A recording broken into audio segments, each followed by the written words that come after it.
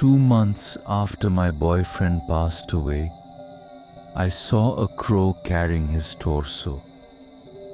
Jem passed away on prom night, alone and crumpled in the road, shattered into pieces.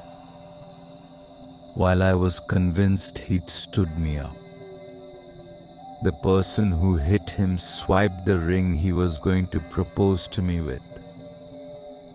We're burying what we could find. I was told at his funeral. That's what his mom told me. Instead of his body, she buried his tux and shoes.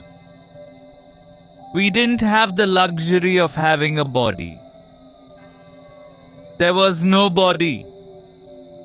Jem's mom hid her agony with wide smiles and swollen eyes.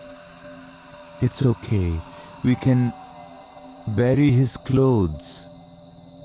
She said that's what he would have wanted. I know Jem, and he would have wanted to be cremated, burned to ashes. Jem hated the idea of being buried underground to rot away into nothing. He once told me if he were to ever die young, he wanted his ashes sprinkled in the sea, so he could go to Atlantis. That's what loved about him. He was a fantasy freak. His mother's words stuck with me, heavily, like a fucking weight on my chest. She did her best to comfort me at the funeral, but I couldn't stand the idea of burying an empty coffin. We're burying what they can find, sweetheart, and some of his clothes. They couldn't find anything. Jem was dead and gone, and whatever pieces of him left were lost. Most of him was caught around the car wheel. Apparently, the crime scene was grisly. Blood on the road. A cruel scarlet smear stretching right across the sidewalk. Excuse me for my language, but the evil bastard who hit him didn't even care. He swiped the ring Jem was going to propose to me with, and left him dead on the side of the road like he didn't fucking matter. Grief is weird. It hits you in waves and emotions no longer feel like your own. I laugh and it doesn't feel right. I cry and it feels forced. It's like being an alien among humans. I thought I was okay.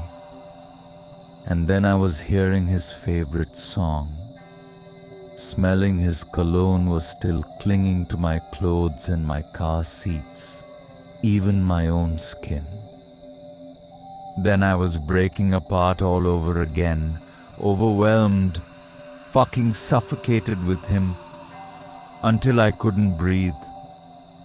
I wanted to stay with him, even if he was 6 feet under the ground, buried in dirt and surrounded by wilting flowers. It wasn't fair that I was alive, and he wasn't. Every day, I was numb, and I was sick of numb. Every day had no sound. Every day was like living in a forwarding videotape, and I was the only one awake, alive. 2 months after Jem's death, sound bled back in the form of a loud squawk. I was walking back from school a few days ago. I don't know what day it was. I didn't care. Lifting my head, a crow swooped above me. I admit, I was mesmerized, smiling a little. I think that was the first time I actually felt something. But then I glimpsed what was caught between its talons. Scarlet entrails twisted in burnt strips of clothing I recognized. What was never recovered. What his mother was still looking for. Something snapped inside me, my legs giving way. Jem's tux, the one he passed away wearing. Another crow flew past, its beak twitching, beady eyes focused. This time, my boyfriend's mutilated torso was clinging between tiny talons. I thought I was going to throw up. My first thought was they were hungry, but it didn't matter, because they accomplished what the police couldn't. The crows found him. Before I could stop myself, I threw myself into a run. I know it sounds ridiculous, but I had to know what was left of him, and how much of him, and if I would be able to scoop up his lost pieces and take him home. The crows touched down deep in the town forest. I thought it was a nest, or worse, maybe they were eating him. But to my shock, there were bodies, all of them dead kids, and among them, my boyfriend, lying in pieces half fused together, his head attached to his torso. The crows worked effortlessly, hopping across the ground, piecing Jem together like a puzzle. I watched, baffled. These kids weren't recently dead. They passed away a while ago. Serena drowned last fall. Rowan crashed his car 2 years ago. It started to hit me slowly, in waves of ice-cold water, that the crows didn't find the other dead kids. When one crow pecked at Rowan's torso, pulling out stringy intestines, his body jerking, just like Jem's, I slammed my hand over my mouth. The crows dug them up, which means these birds actively searched for them, wanted them specifically. Serena's face was half rotted away, maggots creeping from her nostrils. The crows rolled her over, chirping to each other, like giving each other orders. Rowan was more skeletal than human, and yet I watched, transfixed, as fleshy patches of feather-like skin spread across the pearly white of his skull, covering his half-mutilated grimace. When they were finished with the other two, their focus went to Jem. He took a while. So long that my legs were aching from staying crouched, my clammy hand glued to my mouth. When they were finished, the crows left in a flock, taking off into the sky. They had buried Serena and Rowan in shallow graves covered in flowers and berries. I think I could be mistaken, but I think it was their own version of a funeral. Jem, however, lay on his back. Somehow, despite the grisly way he had been put back together, he was still beautiful. I thought I was never going to see him again. And there he was, put together like a puzzle piece. I noticed he was missing an arm, and a quiet chirp startled me. Next to me, a baby crow was dragging his mutilated arm, and with perfect precision, reattached it, hopping across my boyfriend's stomach. It flew off when I got too close, struggling to hold myself together. I dropped to my knees in front of him, tears choking my throat. I could take all of him back to his mother. I could bury him whole. I scooped him up, but when he twitched in my arms, I dropped him. "Jem?" I whispered, my trembling hands cradling his face. His flickering eyes, lips parting in a silent cry. He didn't move, his head slumping, but his chest was twitching.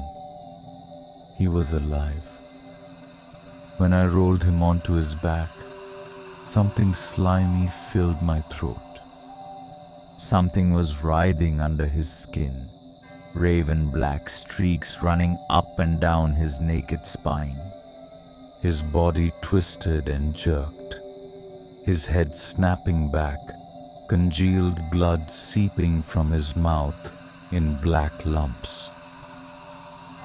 I shuffled back when his spine broke through skin, splitting in two, bulging feathered appendages protruding from his back.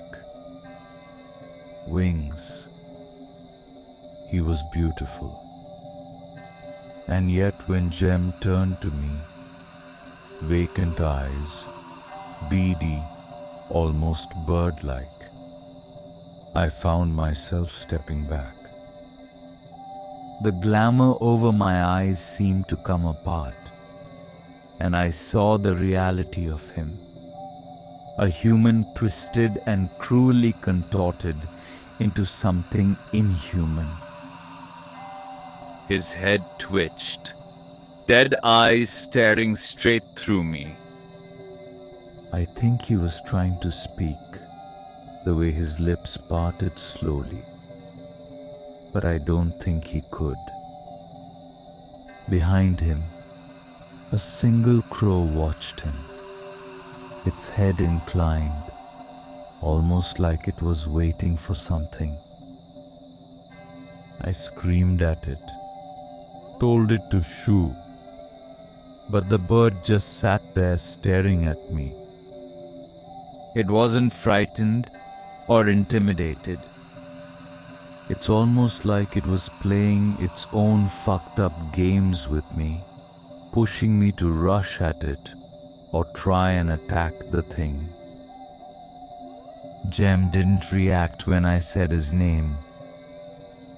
I don't think he even knows his name. Instead, he turned, spread his wings, and took off into the night. After a moment of the crow watching me, again, like it wanted me to do something, its tiny eyes flicked to a pebble, and I felt it. A sudden, overwhelming urge to grab the rock and throw it at its head. But I didn't.